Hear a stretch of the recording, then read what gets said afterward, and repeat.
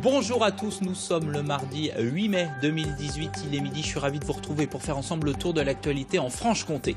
Au sommaire de cette édition régionale, les oubliés du Salbert. Nous vous raconterons l'histoire de ces résistants fusillés sur le mont qui domine Belfort. Le président de l'association Souviens-toi 1944 est l'invité de notre 12-13. Et avant la libération, il y a eu plusieurs années de guerre et d'occupation. En Franche-Comté, les réseaux de résistants se sont activés pour désorganiser et affaiblir l'armée allemande. Certains l'ont payé de leur vie. C'est le cas de ces résistants abattus au Salbert, près de Belfort. Un documentaire va réhabiliter leur mémoire. On va en parler avec notre invité dans un instant. Mais d'abord, le reportage sur place de Stéphanie Bourgeot, Fabienne Lemoin et Rémi Bollard. Elle est arrivée par ce chemin à l'automne 44, silhouette noire d'un oiseau de mauvais augure. À son bord, Charles Braillé, 28 ans, et Camille Zussy, 39 ans. Leur vie va s'arrêter là, au pied du Salbert.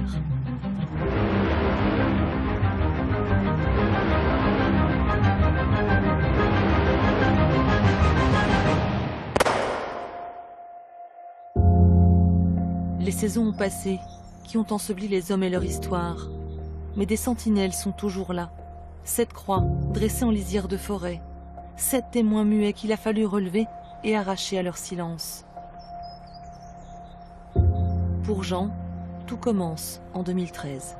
Quand vous découvrez des croix sur un sentier qui est en plus la GR5, un sentier de promenade, il y a eu forcément une histoire. Et on ne peut pas oublier l'histoire. C'est impossible, il faut chercher ce qui s'est passé. Et on mène une enquête en fait. Au début, on recherche, on va dire comme ça, pour trouver des faits. Mais finalement, quand on a des faits, on veut en savoir plus. Tout savoir sur ce 11 septembre 1944. Quand Charles, Camille, mais aussi Georges, Lucien, Marcel et Roger sont arrêtés dans un café de Belfort. 74 ans après leur mort, Jean Bockler exhume le destin de 8 résistants après une interminable plongée de 400 heures dans les archives, jusqu'à mettre la main sur les procès-verbaux originaux dressés par la milice. Des faits, rien que des faits au mot près, qu'il décide de consigner dans un documentaire. En 50 minutes, tout sera dit. La collaboration, la trahison, l'héroïsme, le désarroi, la douleur aussi. On a réussi à retourner dans les vrais lieux de l'époque, avec le même nombre de personnes, jusqu'à leur nom, aux véhicules, aux endroits, tout est au millimètre près respecté par rapport à l'histoire de ce qui s'est passé sur ces lieux. Ce souci de réalisme, l'association Souviens-toi 1944 y tenait. Sans exagérer mais sans édulcorer non plus, les scènes de torture ont été les plus éprouvantes. L'arrestation, c'est rien à côté de ce qui s'est passé par la suite.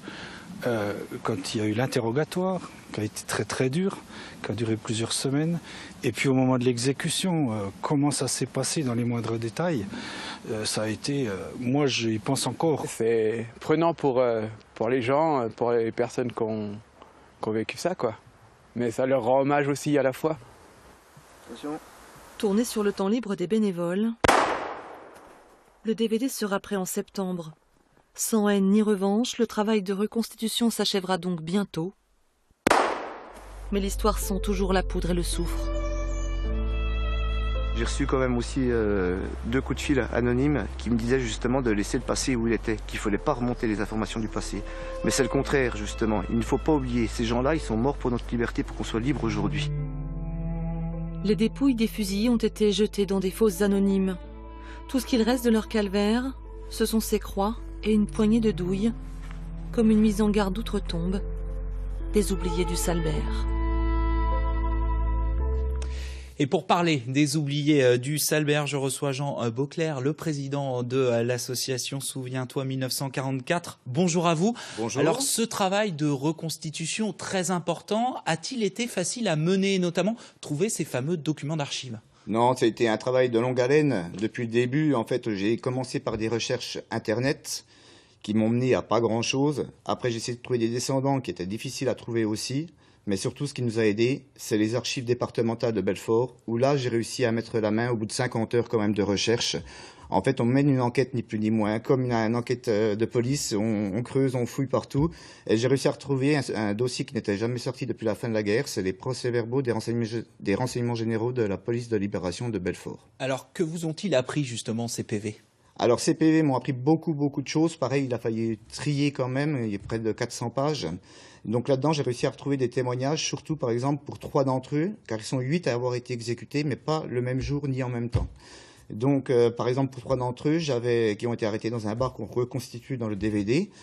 Là, pour 3 d'entre eux, j'ai réussi à avoir l'histoire complète, détaillée de la patronne du bar, des employés, de clients, qui décrivent la journée au moindre détail, minute par minute. Et là-dessus, j'ai pu tout retranscrire pour pouvoir réaliser ça de nouveau, comme ça s'est réellement passé le 11 septembre 1944. On sait ce qu'il était reproché très concrètement à ces résistants ? Non, pas du tout, pas du tout. Le problème étant qu'en septembre 44, surtout sur Belfort, la milice avait ordre donc de nettoyer toute poche de résistance, ou même ceux qui croyaient simplement en résistance sans preuve.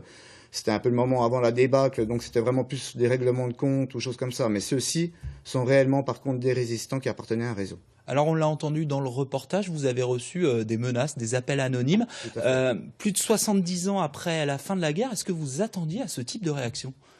Oui et non, ça m'a pas choqué réellement, on va dire, car c'est vrai qu'on a retrouvé le nom du collabo qui les avait entièrement balancés, qui n'est plus là aujourd'hui, qui est décédé. Est-ce que c'est sa famille ou pas, on ne saura jamais.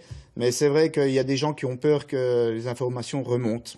Ce qui est dommage et au contraire... Ça veut dire qu'on n'a pas soldé ce passé ? Non, entièrement, pas encore. Il y a encore du travail, je pense, à faire. Un dernier mot, qu'est-ce que vous pensez de ceux qui militent pour la suppression d'un jour férié en France et qui menaceraient le 8 mai ? Alors, pour moi, il est vraiment nécessaire, même voire indispensable, de célébrer ces commémorations. Il ne faut pas oublier nos parents, grands-parents qui ont combattu au risque de leur vie pour qu'aujourd'hui nous soyons tous libres. Il est important justement de conserver ces dates-là et surtout maintenant notre devoir, je pense, c'est de marquer les jeunes générations qui, eux, dans quelques années, auront le flambeau de la mémoire. Et il ne faut pas que cette flamme s'éteigne entre générations. C'est à nous justement de leur transmettre pour que ces dates restent et qu'il y ait de plus en plus de monde qui soit présent lors des commémorations. Merci beaucoup Jean Beauclerc d'être venu répondre à nos questions pour l'invitation. ce midi. Merci. Merci.